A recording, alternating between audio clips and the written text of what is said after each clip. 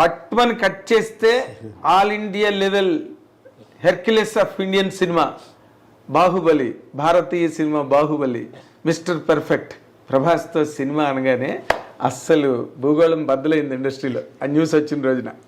అసలు అది ఎలా జరిగిందండి? న్యూస్ మేమే ఇవ్వలేదండి.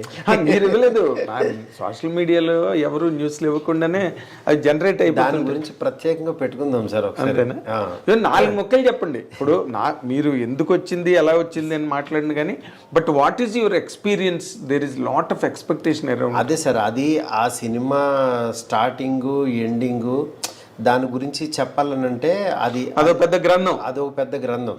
అదేంటంటే అది ఇంత సింపుల్ గా మాట్లాడే విషయం కాదు. నెక్స్ట్ దాని స్టార్ట్అప్ అలాగే ఉండాలి, దాని ఎండింగ్ అలాగే ఉండాలి. అది చెప్పే విధానం గ్రాండియర్ ఇన్ ద సెన్స్. అంటే మీరే అంటున్నారు ఇవన్నీ ఇన్ని చేశారు, దీని తర్వాత స్పెక్టాక్యులర్ గా మీరు ఆ రేంజ్ లో చేస్తున్నారు. అల్టిమేట్ ప్రాజెక్ట్ కదా అది. ఇట్లాగా సరదాగా ఇలా జరిగిందండి అని అలా అనలేం.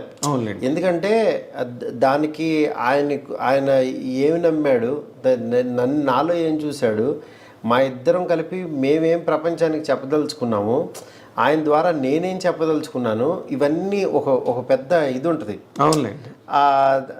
దాన్ని యాక్చువల్గా డెఫినెట్గా ఏదైతే ఎక్స్పెక్ట్ చేస్తారో దానికి 1% ఎక్కువ ఇస్తాను తప్పించి 1% కూడా తగ్గించినని మాత్రం ప్రామిస్ చేస్తాను. Very nice. అది వెరీ నైస్. ఎందుకనంటే వేరే వాళ్ళకి ఆయన వాల్యూ ఎలా తెలుసో నాకు తెలుసు. వేరే వాళ్ళకి ఇప్పుడు చాలామంది అనుకుంటారు, ఫ్యాన్స్ కానీ వేరే వాళ్ళు కానీ యాక్చువల్గా మా హీరోతో ఎలా తీస్తాడో, ఇతని దగ్గర నుంచి ఎలా అనుకుంటున్నావు, ఇవన్నీ ఎక్స్పెక్ట్ చేస్తున్నావు, ఇవన్నీ ఎలా అనుకుంటారో, వాళ్ళకంటే 1% ఎక్కువే ఉంటాను నేను. అలా ఎక్కువ ఉంటేనే యాక్చువల్లీ ఈ స్థాయిలో ఉండగలుగుతాను. ఇది మీ ఫ్యాన్స్ అవ్వచ్చు, వేరే వాళ్ళు అవ్వచ్చు, మళ్ళీ హీరోకి అది నచ్చజెప్పి ఆడియన్స్కి ఏం కావాలో అది ఆయన దగ్గర నుంచి డ్రా చేసి వీళ్ళకి ఎలా చూపించగలుగుతున్నాం, ఆ మీడియేషన్ నేను ప్రాపర్గా చేయగలుగుతున్నానా లేదా, ఆ పాత్రని నేను చేయగలుగుతున్నానా లేదా అనేది నా మనసాక్షికి తెలుసు. అది త్వరలో మీకు తెలుస్తుంది. అదే అంతే సింపుల్. కానీ ఒక చాలా వెరీ వెరీ ఇంట్రెస్టింగ్ ప్రాజెక్ట్ అండి ఇది.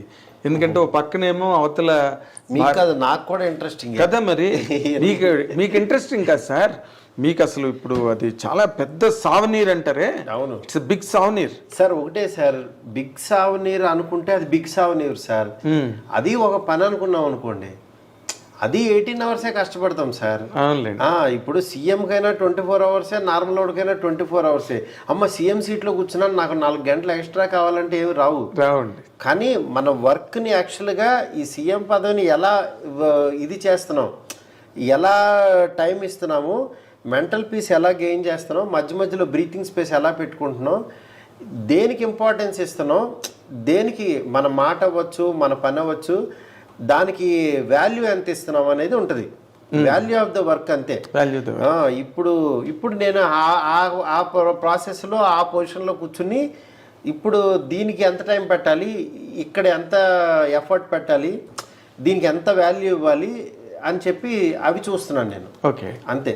Very nice. అంటే ఒకదానికి మాత్రం మేము ఐ డ్రీమ్ తరఫున మీకు థ్యాంక్స్ చెప్పాల్సిన, నేను నాగేంద్ర కుమార్ జర్నలిస్ట్గా కూడా నేను మీకు థ్యాంక్స్ చెప్పాలి. అదేంటంటే నార్మల్ మైండ్ సెట్స్ ఎట్లా ఉంటాయంటే, ప్రభాస్ రేంజ్ ప్రాజెక్ట్ చేస్తున్నప్పుడు వాళ్ళు అంత తొందరగా అసలు యాక్సెస్ అవ్వరు, మాట్లాడరు, ఏదో అసలు ఇంకా అల్టిమేట్ ప్రపంచాన్ని ఓపెన్ చేస్తున్నట్టుగా.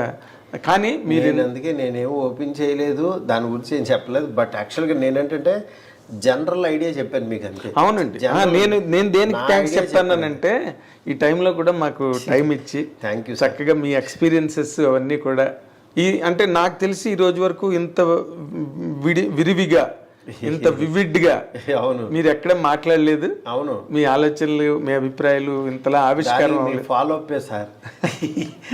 ఎందుకంటే నేను గబుక్కున ఎవరిని ఇబ్బంది పెట్టను.